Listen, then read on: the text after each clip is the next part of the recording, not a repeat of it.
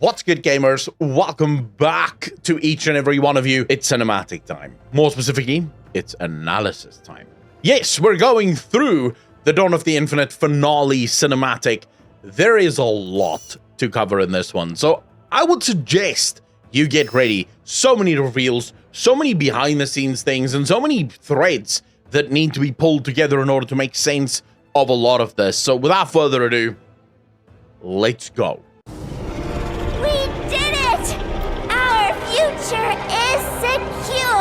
Right off the bat, massive triggering moment for me until I gave it a little bit more thought and I realized, hold on, Akon, you shouldn't be triggered.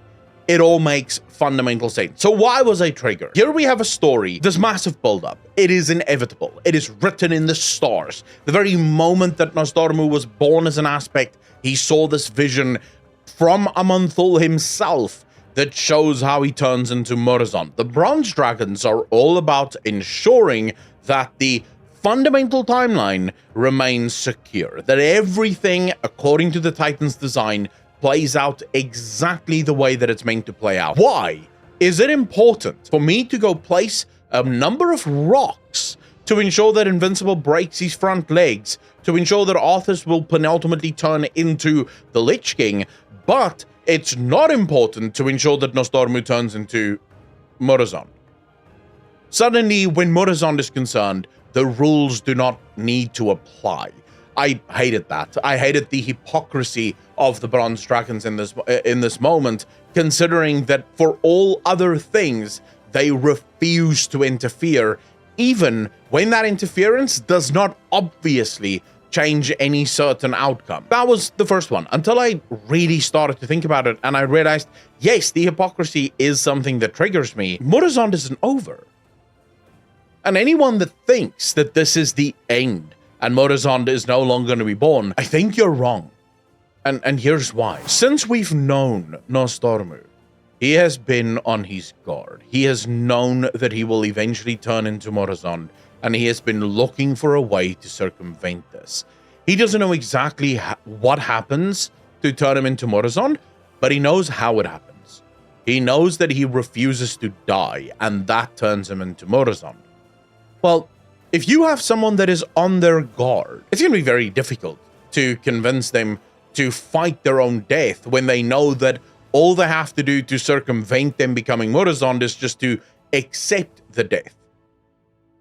But what if I can trick you? What if I can make you believe that the threat is over and that from this moment forward, you can truly live your life with no worries whatsoever, and therefore the prophecy was entirely wrong? Something, by the way, that no one seems to be talking about, not even Nosdormu. It's the calm before the storm.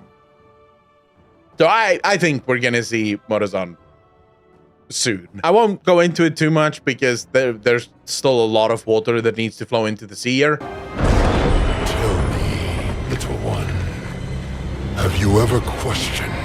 All right, immediately have to make reference here to how Iridikron addresses her. Tell me, little one.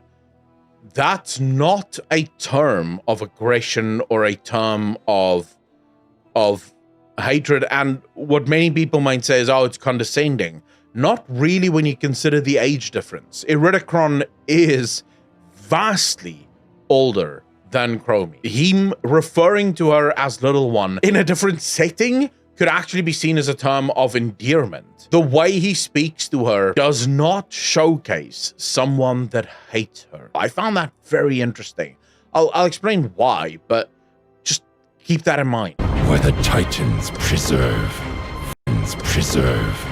this timeline. Around about this point was when I lost my mind. We have heard from literally every source connected to the Titans that this timeline is the true timeline. It is the only timeline that has been preserved by the Titans. The others are simply replicants of this one. Iridikron mentioning this proves a theory that I've had for a very long time, and that is that this is not the true timeline.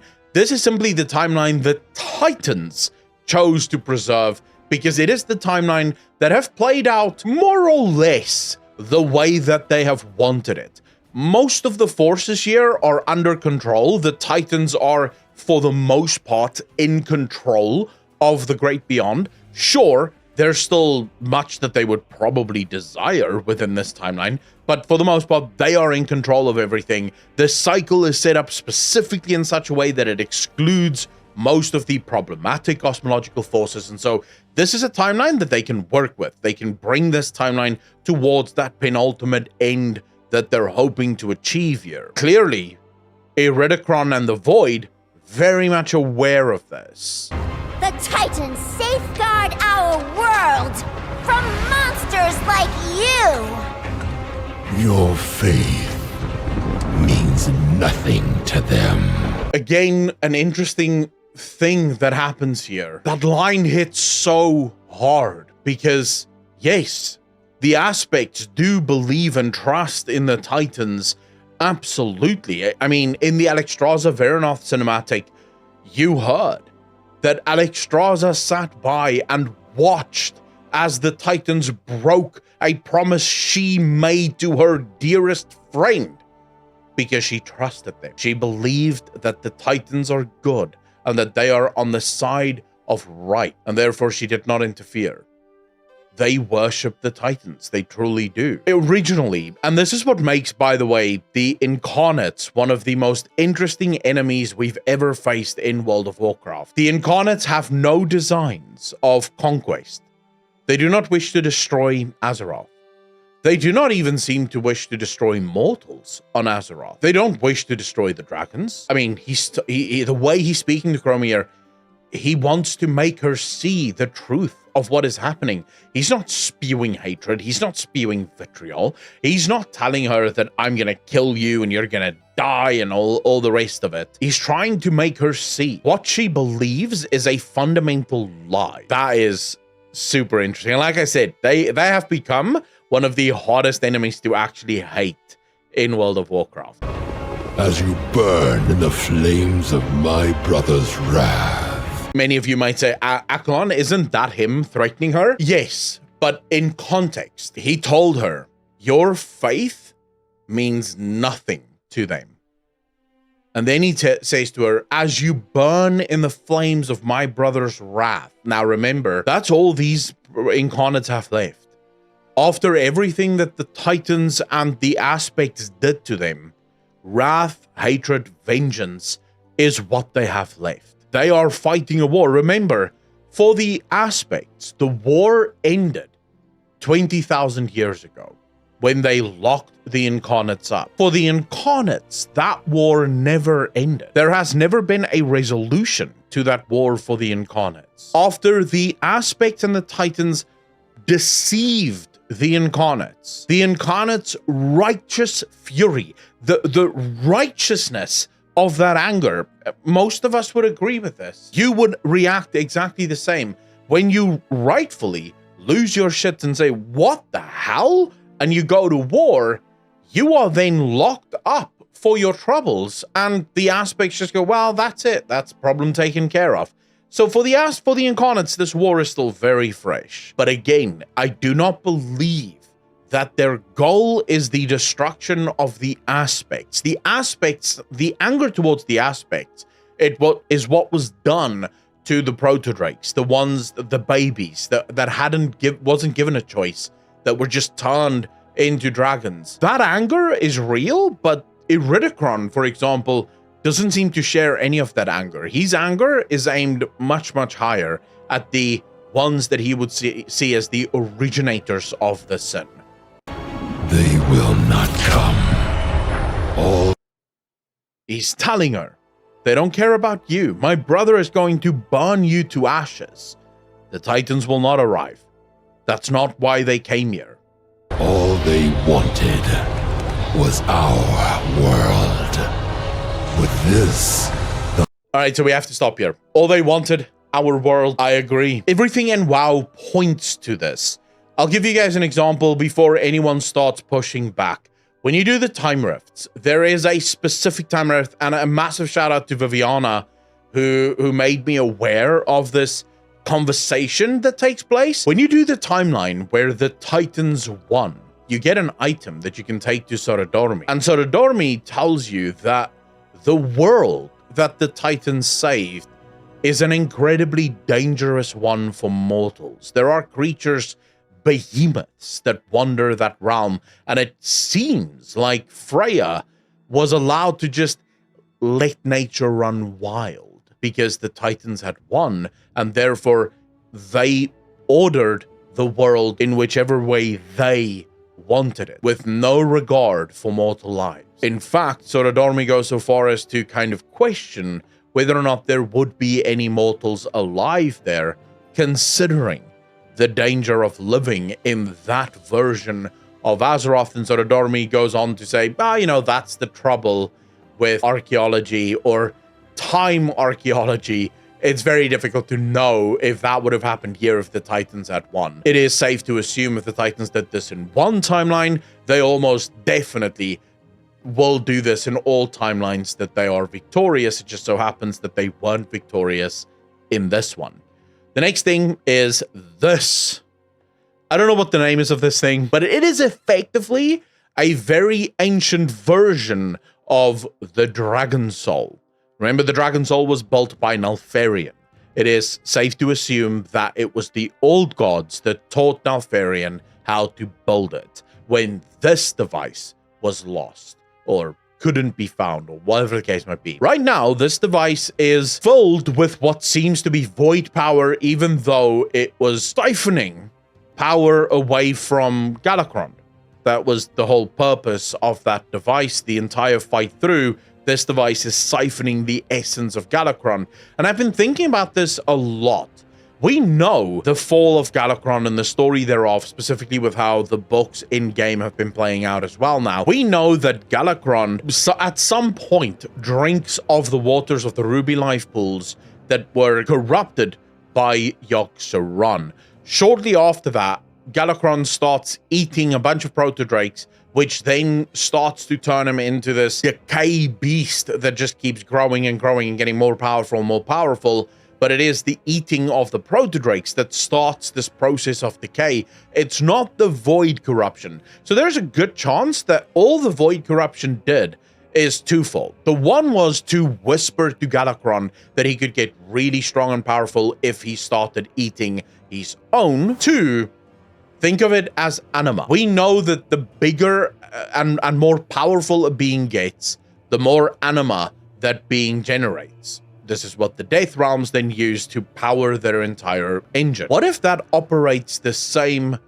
for the Void? So what if that Void essence that was placed inside Galakrond, with Galakrond consuming more and more of the Protodrake's corpses, that Void energy became more and more concentrated. The siphoning of all of that Void energy, that is what's required now for Xal'atath, and you'll see in a little bit, this should not be spoilers for anyone at this point. If you're watching this video and you've never seen the cinematic, what the hell are you doing? I have reactions to it that would be better to watch than this. But Xal'atath, you see her right at the end of the cinematic. I believe that she is the Harbinger, and I believe that the void energy within this Dragon Soul is what will be used to effectively pry the world from the Titan's grasp. They're going to infuse all of this void energy that Galakrond sort of served as a magnifying chamber for. They're going to channel that into Azeroth, and that will make Azeroth a void titan, if you will. It was our world. With this, the Harbinger will pry it from their grasp. I love the fact that they show his reflection in this. The eyes, that it's such an ominous moment within this. Oh, wow. The void themes in this expansion is just off the charts. Also, want to note very quickly, the writings, the markings on this is very similar to the markings of Xal'atath, which suggests whoever designed or made Xal'atath the blade most likely made this as well. I'm talking about the blade, not the being inside the blade. There is even a chance that there once the blade and this disc was one thing, and you need both in order to make it function optimally, if you will. And if you guys don't remember, we also helped charge the blade quite heavily. Azeroth might become far more than just Let's put it this way. The blade right now most likely can holds N'Zoth's essence. It almost certainly holds a lot of the essence from Sargeras' sword. If you can then use that blade to channel all of this essence into the blade, if you were to stick that blade into Azeroth, she would be supercharged with an immense amalgamation of powers. I mean, it would be nuts. And when the Titans come to reclaim their prize, I will be waiting. Very interesting, and again feeds into my original theory. Iridikron, while Furak and Veranoth are hyper-focused on the aspects, hyper-focused on what the aspects did to them. Furak is just an angry boy that just likes being angry. Veranoth is hurt, and therefore wants justice for what was done to her. Iridikron's focus is not on any of that. His anger is wholly focused on those that he believes to have started this conflict. Originally, the aspects and the Incarnates were at peace. They were friends with each other. Then the Titans came, and the Titans destroyed Azeroth. This is not the first time we've heard this. There are plenty of individuals that believes the Titans' interference on Azeroth is not what they had made it out to be. And then, of course, you have that. Many people still haven't seen it. When I mentioned this on Twitter, there were people going, wait, I didn't see that. What the hell was that? It is the silhouette of a female elf. There are plenty of things that you could say this is. You could say that this is Azshara in her night elf form. We know that Azshara and the Naga are very much involved in a lot of these stories. I don't think that's right. Azshara seems to be very happy in her Naga form anyways, and Azshara right now isn't within the void. Azshara is beyond the Umbral Veil, looking for the ultimate throne of power. We have argued that this may be Avaloran, but we're obviously not entirely sure. The only other one that this makes sense to be, and in my opinion, is Xal'atath. She is the Harbinger. She has been prepared to become the Harbinger. The old gods have always had one plan, and that was to bring about the Void Lords. That is who they serve, ultimately. Xal'atath was always part of that plan. This is why Xal'atath have always been looking for power. Think about it. The blade constantly wills you on as a priest to kill more things so that the blade can feast on the essence of the things that you're killing. That is Xal'atath.